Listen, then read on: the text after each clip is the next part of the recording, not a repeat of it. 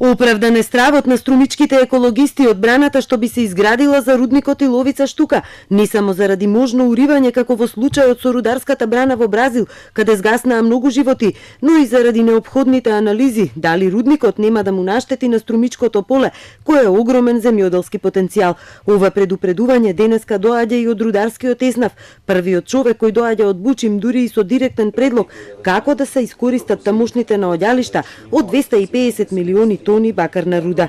Тамо во Иловица луѓето што реагираат за браната може би се и во право. Ова што се деси со Бразил е сега подкрепа на нивните мислења, но има начин како рудата од тамо да се извади и да се преработува централизирано во место, конкретно да кажам во Радовиш, во Бучим, кој ќе биде сопственик, тоа е уопште, значи се купува, се продава. Колку Иловица е опасна, утре на заедничка средба со граѓаните од струмичките села ќе дебатираат и премиерот Заев и министерот Бектеши. Ние го слушаме гласот на народот, но мора да се има предвид и интересот на државата, бидејќи таму се планирани инвестиции од 350 милиони евра, вели министерот.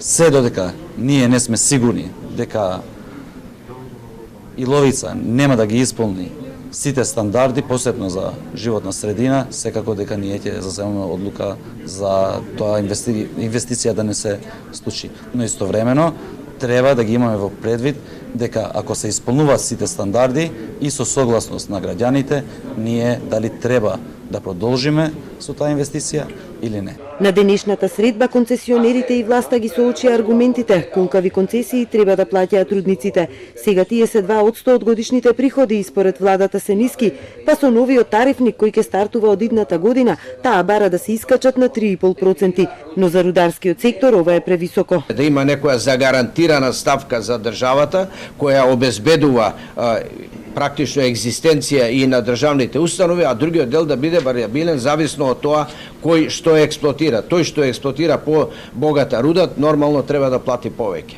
Сите концесионери во Република Македонија што се однесува на доместокот на експлоатација на руда плаќаат негде од 8 милиони, најмногу 10 милиони евра годишно и според нас како министерство тоа е многу малце, имајќи го во предвид дека овие концесионери користат општо добро што е на сите граѓани на Република Македонија. Ако се прифати владиниот предлог, парите од концесии би пораснале за 6 до 8 милиони евра.